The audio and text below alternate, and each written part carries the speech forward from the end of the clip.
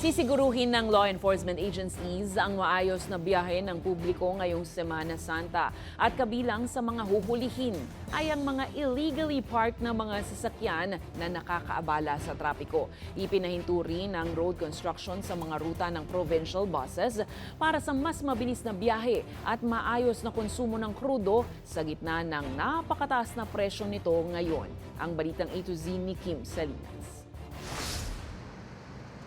Zero obstruction. Ito ang direktiba ng iba't ibang ahensya ng pamahalaan ngayong Semana Santa sa pangunguna ng Department of Transportation, Interior and Local Government, Public Works and Highways at Philippine National Police.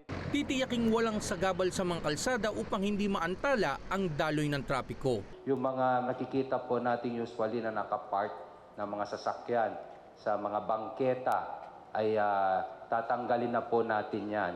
No? Hindi po parkingan ang bangketa sa highway. Ipinahinto rin ni DPWH Secretary Vince Dizon ang mga road construction sa Maharlika Highway na ruta ng mga provincial buses. Aniya, tugon din ito sa napakataas na presyo ng krudo ngayon. Less time on the road means less consumption, means less expenses sa mga kababayan natin kasi mas mabilis silang makakarating. Hindi masyado silang kukonsumo ng krudo. Tinitiyak din ng ahensya na nasa maayos na kondisyon para sa mga motorista ang mga pangunahing kalsada at tulay. Nauna nang pinuntahan ni Dizon ang mga kalsada sa Quezon patungong Bicol para solusyonan ang mga lubak na kalsada.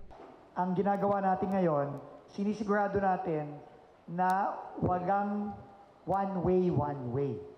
No?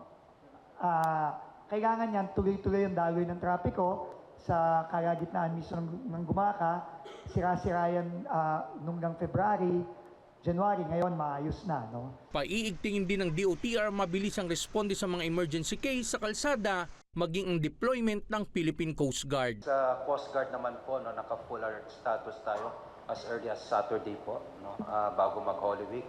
We deployed 17,000 Coast Guard personnel para po bantayan ang ating paliparan, bantayan natin mapantalan at mga iba't ibang terminal. Ikinasa na ng PNP ang maximum police visibility kaya mula sa 60,000 na bilang ng kapulisan ay nadagdagan pa ang deployment sa transport hubs, mga daungan at mga simbahan sa buong bansa. Almost half of the Philippine National Police strength, about 98,000, ay madideploy po ito for utilization for peace and order, at the same time for emergency response and ensure public safety. Paalala naman ng DILG, sa oras ng emergency, huwag mag-atubiling tumawag sa Unified Hotline 911 para tumugon sa loob lamang ng 5 minuto. Para sa Balitang A to Z, Kim Salinas.